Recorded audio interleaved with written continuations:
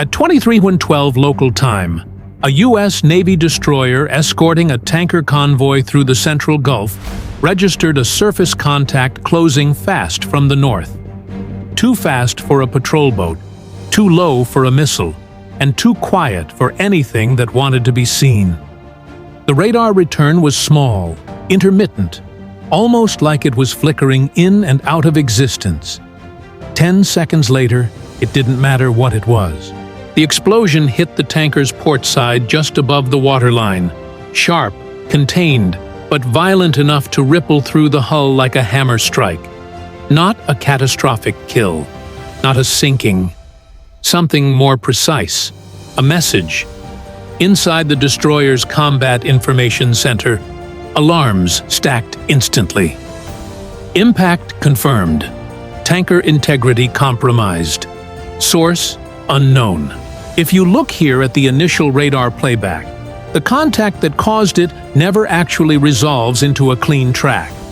It appears for 2 sweeps, vanishes, then reappears already inside the tanker's defensive perimeter.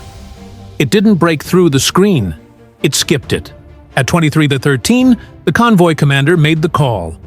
All escorts, condition red, lock down the corridor. That's when the second problem hit. Communications lag. Not a full jam, worse. Delayed packets. Orders arriving seconds late. Confirmations arriving out of sequence. At 23:14, airborne support was already inbound. 2 FA-18E Super Hornets, Viper 11 and Viper 12, descending through 18,000 feet. Viper 11, picture unclear. Possible fast inshore attack craft. Possible drone. No firm ID. No firm ID is where mistakes begin. At 23:15, the Iranian coastal radar lit up. Search frequency matched known systems. They weren't hiding anymore. They were watching. If you look here at the threat display, you will see overlapping radar cones sweeping the shipping lane, like a net tightening around the convoy. Then, the third problem, GPS degradation. Inside Viper 11, the pilot watched his navigation solution drift. First a meter, then 3, then 8. GPS jamming works like someone shouting into your ear while you're trying to listen to navigation. You just can't hear them clearly anymore. At 23:16, a second explosion, smaller, detonated 200 meters off the convoy's starboard side. No impact, but the message was clear, and Washington saw it in real time. The response didn't take hours.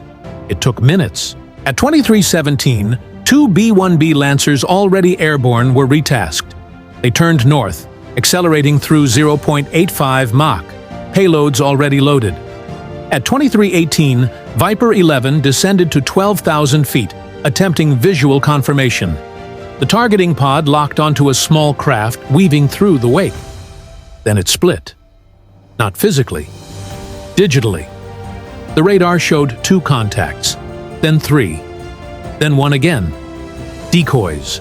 At 23:19, the near disaster began. The destroyer's close-in weapon system, CIWS, locked onto one of the ghost contacts, except that contact was Viper 12, descending rapidly to 9,000 feet. Abort! Abort! Friendly, in envelope! The CIWS spun up anyway. Viper 12 broke hard left, pulling 7 Gs as tracers began stitching the air where he'd been a second earlier. 4 seconds! That's all that separated a routine intercept from a friendly fire shoot-down. At 23:20, the B-1s crossed the coastline. Inside Packer 61, the weapons officer stared at his targeting display. Coordinates were stable, but confidence wasn't. GPS drift had reached 10 meters. On an open desert target, that's fine. Over water, with civilian vessels nearby, 10 meters is the difference between neutralizing a threat and hitting the wrong ship. He switched to inertial backup. Less precise, more reliable under jamming. Then the fourth problem hit. Surface-to-air radar spike. Bearing 015. PRF matches Mersad. If you look here, The Mersad system is Iran's upgraded version of an older American Hawk missile. Not cutting edge, but still dangerous. Mach 3 interceptors, semi-active radar guidance, and right now, it was locking onto the bombers. The EA-18G Growler, orbiting 50 miles west, reacted instantly. Its ALQ-249 jamming pods flooded the radar frequency, turning the Mersad's targeting display into static. Think of it like trying to read a license plate through a sandstorm. The lock broke. Then came the twist. The radar went dark. Not jammed, off. And seconds later, the infrared trackers came online. You can jam radar, you can't jam heat. At 18,000 feet, 4 F-101 engines on a B-1 burn like torches against the cold night sky. Inside Packer 62, the defensive systems officer saw it immediately. IR tracking active. They've got eyes on us. At 23:22, Viper 11 made the call to engage. Weapon: GBU-54 laser JDAM. If you look here, it's a hybrid system. GPS for mid-course, laser for terminal guidance. Perfect for moving targets, if the laser stays on. The pilot descended to 10,000 feet, locking his targeting pod onto the lead fast attack craft. Tracers erupted from the shoreline. Not random fire. Predictive. The rounds weren't chasing him. They were meeting him. Each burst detonated close enough to shake the aircraft, forcing micro-corrections. And every correction risked breaking the laser lock. Imagine trying to hold a laser pointer on a moving object while someone keeps punching your arm. That's what he was doing. Laser on. Steady. Steady. A burst exploded just off his right wing. The aircraft jolted. The laser drifted half a meter. At that distance, half a meter is a miss. He corrected. Held. Impact. The boat disintegrated at full speed, debris scattering across the channel. But 2 more contacts remained. At 23:23, Packer 61 reached release point. Cleared hot. 12 GBU-38s dropped in sequence, each targeting pre-programmed coordinates along the shoreline. Radar sites, comms nodes, launch points.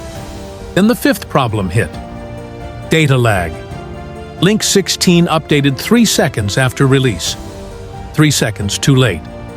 2 friendly aircraft, Viper 11 and 12, had drifted into the southern edge of the bomb fall line while maneuvering under fire.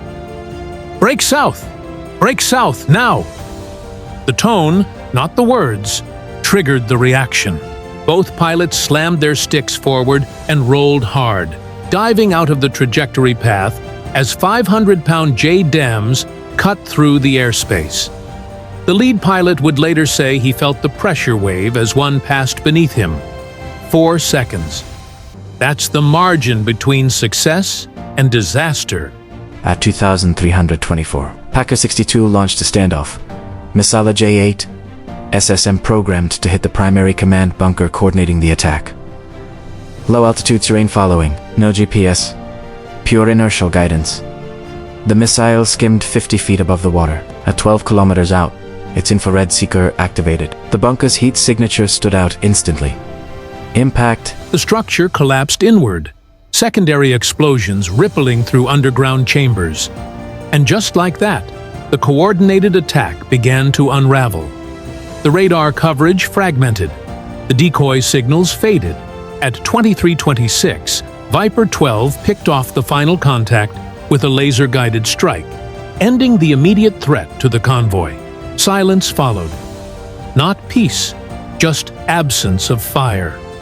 The damaged tanker was stabilized, fires contained. But if you look at the bigger picture, the consequences were already spreading. This wasn't a rogue action. It was a planned operation. And the U.S. response, from detection to strike, had taken less than 15 minutes. That's the part that changes everything, because now both sides know exactly how fast escalation can move. At 23:30, Surveillance picked up additional radar activity deeper inland. Not engaging, just watching, learning. The entire sequence, from first explosion to final strike, lasted under 20 minutes. Not chaos, not confusion, a test. And next time, they won't be measuring response speed. They'll be pushing past it.